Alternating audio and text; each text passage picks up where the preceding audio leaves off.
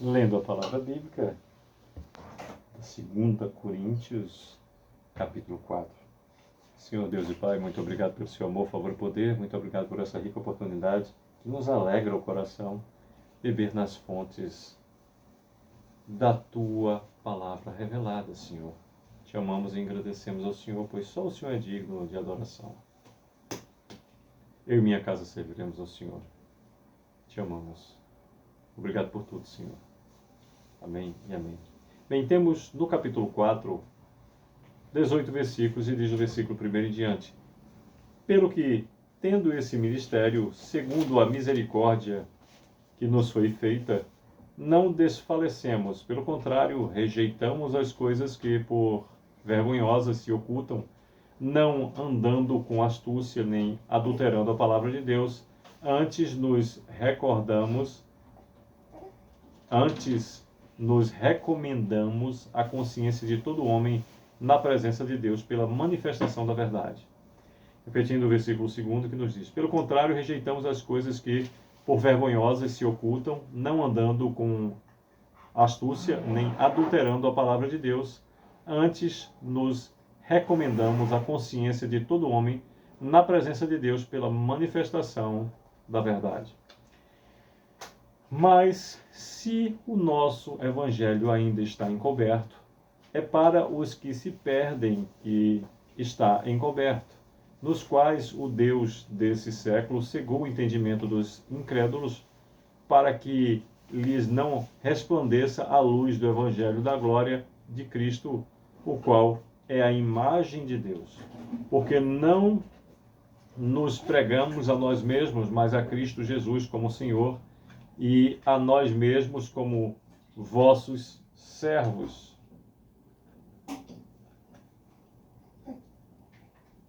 Por amor de Jesus. Porque Deus, que disse, das trevas resplandecerá a luz, Ele mesmo resplandeceu em nosso coração para a iluminação do conhecimento da glória de Deus na face de Cristo.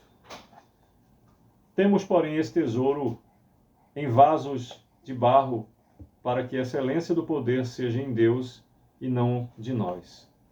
Em tudo somos atribulados, porém não angustiados, perplexos, porém não desanimados, perseguidos, porém não desamparados, abatidos, porém não destruídos, levando sempre no corpo o morrer de Jesus, para que também a sua vida se manifeste em nosso corpo.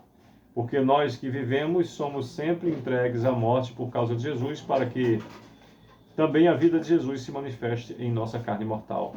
De modo que em nós opera a morte, mas em vós a vida. Tendo, porém, o mesmo espírito da fé, como está escrito: eu criei, por isso é que falei. Também nós cremos, por isso também falamos, sabendo que aquele que ressuscitou o Senhor Jesus também nos ressuscitará com Jesus e nos apresentará convosco. Porque todas as coisas existem por amor de vós, para que a graça, multiplicando-se, torne abundantes as ações de graças por meio de muitos, para a glória de Deus. Por isso, repetindo o versículo 16 que nos diz: por isso não desanimamos, pelo contrário, mesmo que o nosso homem exterior se corrompa, contudo o nosso homem interior se renova de dia em dia. Repetindo o versículo 16 que nos diz: por isso não desanimamos, pelo contrário, mesmo que o nosso homem exterior se corrompa, contudo o nosso homem interior se renova de dia em dia. Repetindo o versículo 16 que nos diz: por isso não desanimamos, pelo contrário, mesmo que o nosso homem exterior se corrompa, contudo o nosso homem interior se renova de dia em dia, porque a nossa leve e momentânea tribulação produz para nós eterno peso de glória acima de toda comparação. 18º e último versículo, capítulo 4 de 2 Coríntios nos diz: não atentando nós nas coisas que se veem, mas nas que se não veem, porque as coisas que se veem são temporais e as que se não veem são eternas. Repetindo o versículo 18 que nos diz: não atentando nós nas coisas que se veem, mas nas que se não veem, porque as que se veem são temporais e as que se não veem são eternas. Pois bem, por meio desses 18 versículos, nos fala o capítulo 4 de 2 Coríntios. Paulo cumpre o seu ministério com fidelidade, do versículo 1 com ênfase até o 6. O poder de Paulo vem só de Deus, do versículo 7 até o 15, e o desígnio e efeito das aflições, do versículo 16 até o 18. Pois é, por meio